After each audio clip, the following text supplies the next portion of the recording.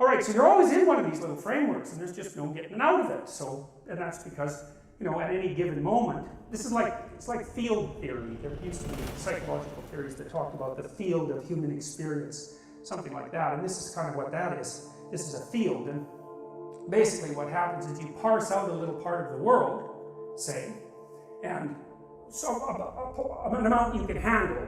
So let's say it has some duration. You're not aiming at something 50 years in the future. It's because how the hell are you going to do that?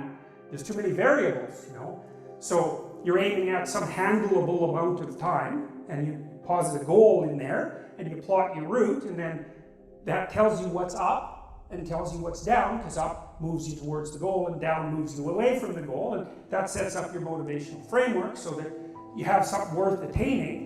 That's a really interesting thing to know too. It's like, why have a goal? Well, it's easy. No goal, no positive emotion. Because you experience positive emotion by noticing that you're moving towards a goal. And so if you don't have a goal, well, you can't have any positive emotion. So you better have a goal. And so you might say, well, what should the goal be?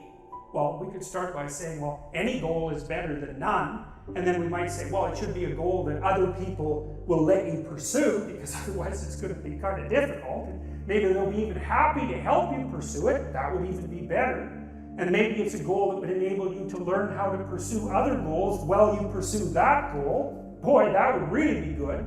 And so you can see that your goal is parameterized, but that doesn't mean that any old goal works. It means there's some goals that work nicely and some not so nicely. There are playable games and non-playable games.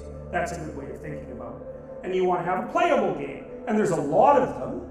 Lawyer, plumber, actor, whatever. They're playable games.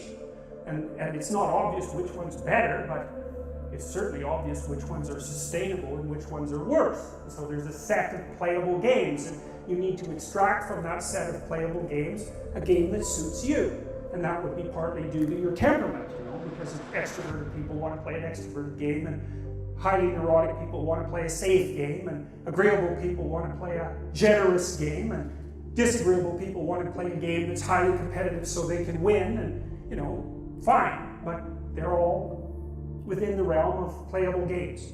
And that means they're socially acceptable as well. And so that means it isn't just arbitrary. It isn't just relative what you decide to do. It's heavily parameterized. There's a set of playable games, and it's large. The set is large, but there are commonalities within it. And that's why there are commonalities.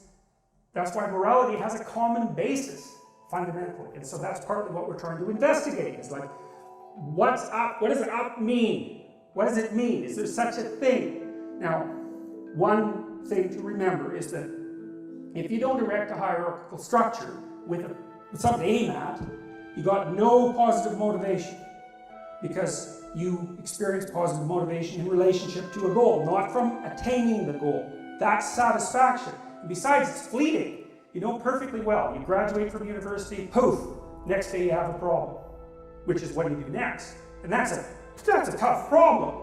It's not like you've solved your problems by winning that game. You just introduced the problem of having to introduce another game.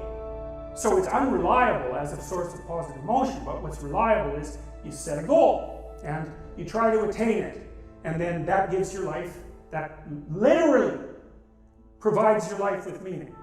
That's what meaning is. Now, it's more than that, but that's what it is. And so then you might ask yourself, well, what's a really good goal?